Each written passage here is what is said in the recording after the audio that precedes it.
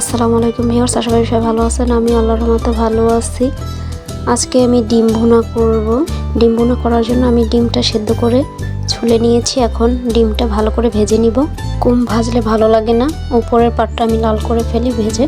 তো এখানে আমি এই কড়াইতে আবার একটু তেল দিয়ে সামান্য, তো এখানে পেঁয়াজ দিয়ে দিলাম বেশি পরিমাণে, কাঁচামরিচও দিয়ে দিলাম, সামান্য একটু রসুন দিয়ে দিলাম। পেঁয়াজ রসুনটা লাল করে ভেজে নিলাম। তো এই পর্যায়ে আমি এখানে আলু কুচি করে রেখেছিলাম, তো আলুটাও দিয়ে দিলাম।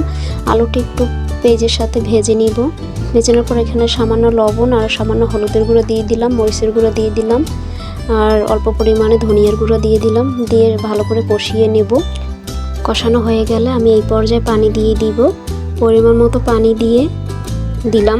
যারা যারা আমার চ্যানেলটি সাবস্ক্রাইব করেননি প্লিজ একটা সাবস্ক্রাইব করে দিবেন, লাইক কমেন্ট শেয়ার করবেন। আর এই পর্যায়ে আমার পানি দেওয়া শেষ। আমি এখানে ডিমগুলো দিয়ে দেব একসাথে।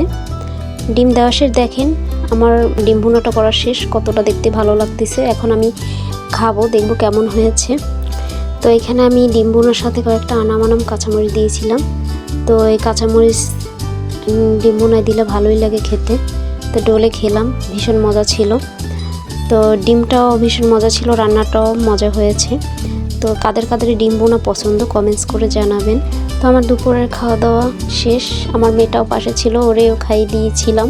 তো ভিডিওটা আজকে আমার এই পর্যন্তই। সবাই ভালো থাকবেন, সুস্থ থাকবেন। আল্লাহ হাফেজ।